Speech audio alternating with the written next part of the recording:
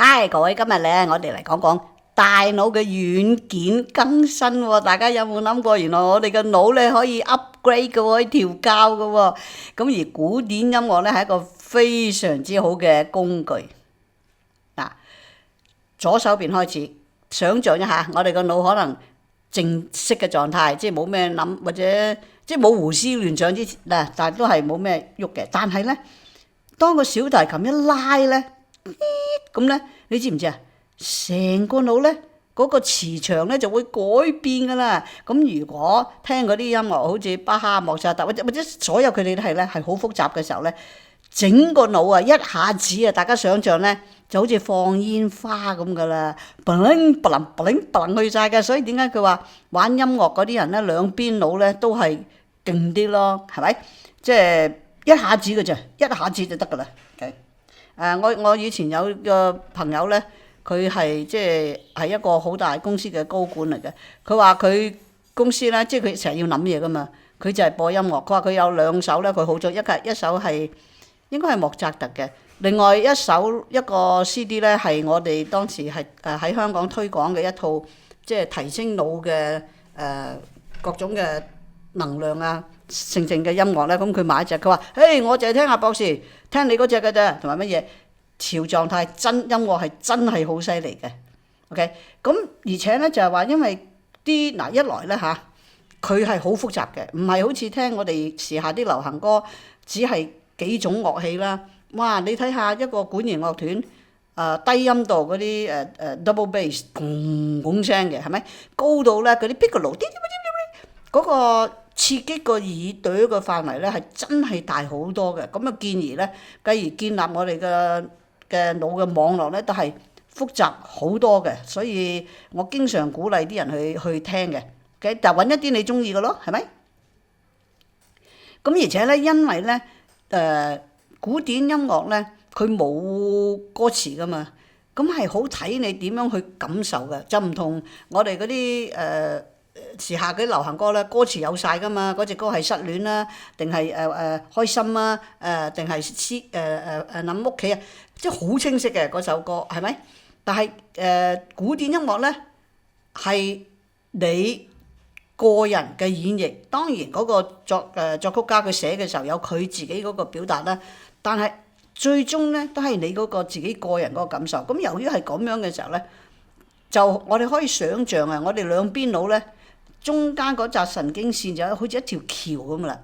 咁我哋嘅情感同個邏輯越多嘅溝通，兩邊腦越多嘅溝通咧，咁中間呢個 corpus callosum 咧平底體咧就越豐厚，越豐厚嘅時候咧，好話唔好聽，個人轉數都快啲嘅。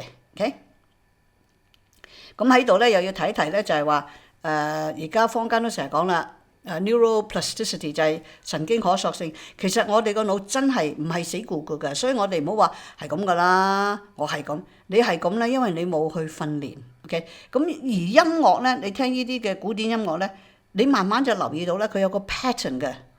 佢有個模式嘅，即係除咗拍子之外啦，嗰個作曲家佢點樣將個主題信息咧喺某啲程度咧又攞翻出嚟，係有個模式嘅。第二咧就係好似我頭先講啦，因為左右腦兩邊溝通多啊嘛，咁所以不單止個平體底好咧，獨特啊，即係腦同腦之間嘅發射咧都多咗嘅。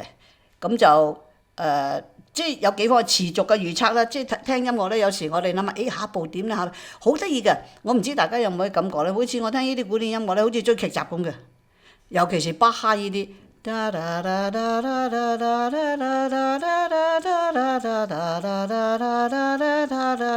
唉，好似唔使唞氣咁嘅。同埋咧，你會發覺你留心聽嘅時候，佢一個樂器完咗，第二個樂器喺度，咁即係就訓練到我哋，其實訓練到專注力嘅，真係。OK， 咁啊有時喺啲作曲家好得意，有時玩我哋嘅，就下咧佢又加插一啲元素，嘣，咁我哋個腦咧就哎呀有啲新嘅調子出嚟。咁喺呢度咧就真係即係聽古典音樂咧，大家都知道啦，佢有符號噶嘛，譬如右手邊嗰個 F，即係 forte，即係大聲嘅，好大聲嘅，或者 P 細細聲嘅。咁一首歌裏邊咧又細聲又大聲，咁我哋嗰個腦咧就又細聲又大聲。OK， 嗱其實咧即係有少少咧都係刺激個腦嘅，真係。咁好開心嘅，即係當然啦，你自己去睇你自己嘅感受咯，係咪？嗱，咁跟住呢度有一個好緊要嘅概念咧，就係叫做 entrainment。當我去研究呢啲音樂對個腦影響嘅時候咧，有一個我自己吸引得我好犀利咧，就係呢個概念 entrainment，即係話乜嘢咧？你個頻率啊，譬如你對方係一個好緊張嘅人，你同佢相處得耐咧，你自己都會緊張嘅。就係個 entrainment 啦，變咗你個腦嘅你嘅狀態咧，夾咗佢添。除非你勁過佢，咁咧聽音樂咧，就如果我哋聽得多咧，就係我哋有呢個 audio entrainment 喺音樂上咧代入咗落呢個曲嗰度。咁所以點解有好多嘅感受出嚟啦？OK，咁仲有一樣嘢幾得意嘅喎，就係 metacognition。metacognition 嘅咧就係意思就係。你知唔知你自己學緊乜嘢？咁呢個咧，我係好中意問我啲學生或者小朋友嘅。我成日問佢：你知唔知啊？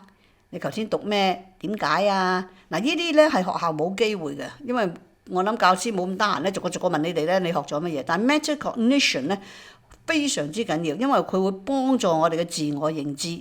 嗱，咁如果聽呢啲古典音樂咧 ，again 係你嘅演繹啊嘛。所以你留意咧，每一個鋼琴家，譬如彈同一首歌嘅啫，你哋自己可以去試下㗎，上 YouTube 啊，即係或者邊度咧，你自己可以聽下。同一首歌，然後幾個唔同嘅鋼琴家或者管弦樂，咁你會發覺，係有啲嘢唔同嘅。咁呢個咧係你嘅感受。OK， 好啦。咁最後喺度咧就俾大家一啲嘅參考啫。如果大家想即係去試下，咁啊俾咗幾首嘅例子大家。咁你聽嘅時候咧 ，again 留意下自己嘅感受，同埋咧係最緊要 just enjoy it。聽嗱記住嚇，冇得聽唔聽得明嘅音樂咧係感受，係一個好重嘅感受。咁然後咧亦都我自己覺得咧，亦都可以幫我哋學習去表達自己嘅感受，因為我發覺好多人咧講唔到嘅。譬如佢聽完一首音樂，你問佢點啊，佢就覺得有啲就OK 啊，有啲就聽唔明啊。其實咧呢啲嘅説話咧唔好意思，唔係啱嘅答案嚟嘅。咁我哋學下，譬如你聽，好似我頭先講啦，聽完巴哈嗰個，咁你有冇留意自己嘅思想？突然之間都好似有咗節奏感啦，有冇留意到自己嘅專注力大咗啦？或者如果莫扎特咧，佢啲歌咧好輕快嘅，咁跳下跳下，咁你有冇留意自己？聽呢啲音樂咧都開心咗。咁我哋可以咧聽咗啲音樂咧，就學習多啲表達自己嗰個感受。所以各位記住啊！